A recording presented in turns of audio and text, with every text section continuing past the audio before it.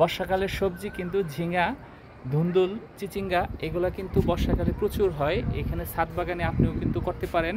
করার জন্য কিন্তু একটু মন মানসিকতাই দরকার, আপনার তেমন কোনো কিছু পরিশ্রম করতে হয় না।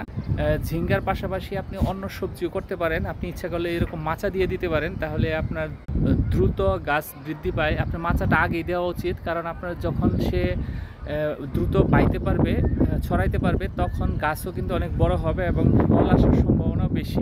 তখন কিন্তু পরিচর্যা করতে হয় না। আপনি যদি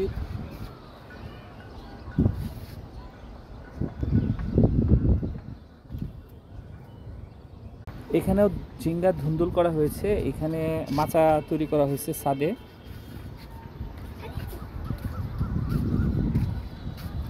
কয়েকদিনের মধ্যেই এখানে কিন্তু ধুন্দুল ভরে যাবে। এটা হলো চিচিঙ্গা, চিচিঙ্গাও আসছে। চিচিঙ্গা কিন্তু এটা হলো যে থান্ডার স্টর্ম সেফটিতে একদম চিচিঙ্গা গাছ ভরে গেছে উঠে ছাদে।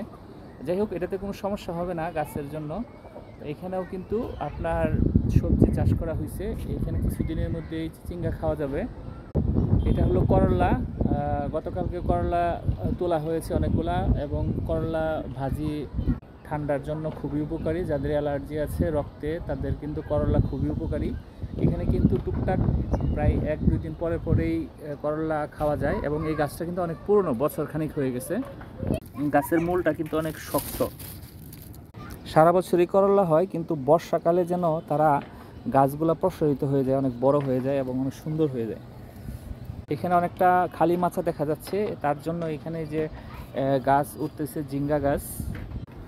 বর্ষাকালে কিন্তু এই সবজিগুলা খুবই বেশি হয় এবং গাছগুলা কিন্তু পানি হলে মরে না। কিন্তু আপনার একটা জিনিস খেয়াল রাখতে হবে, টবে কিন্তু এখানে ছিদ্র করে দিতে হবে।